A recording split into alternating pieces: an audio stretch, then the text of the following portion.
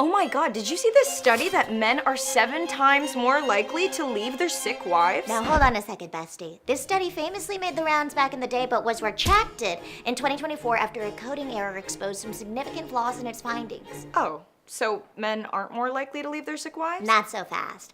I had to do a lot of research for this video, like a lot, because I am sick of the gender war that happens in the comments. Who are you talking to? Nobody. Now let's go through the facts as fast as we can because people want to click away. What There are 2 significant studies to look at. In 2007, there was this study called Does Cancer Affect Divorce Rates?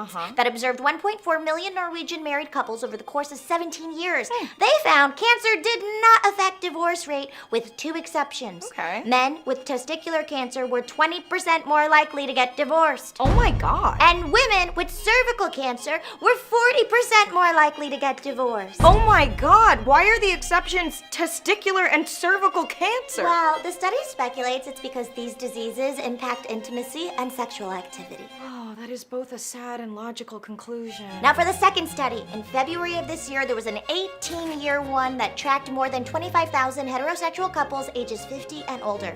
These Italian social scientists found that marriages were more likely to end when the wife was in poor health, but not when the husbands were. So it is true. The same pattern emerges in everyday limitations. So when the wife was severely limited in her ability to perform the tasks of everyday life, but her husband wasn't, the couple was more likely to get divorced. I don't like But if that. the situation was reversed and it was the husband who had severe limitations, the marriage it was no more likely to end. It doesn't look good for the men. I knew it.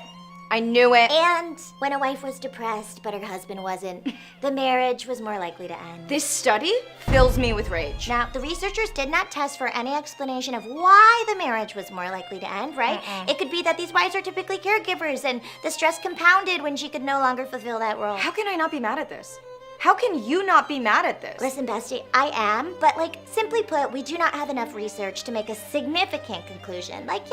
One study indicates that silver splits are prevalent in Europe when a wife is impaired mentally or physically, but I will say that's one study. What I take away from this is that we need more funding for cancer research.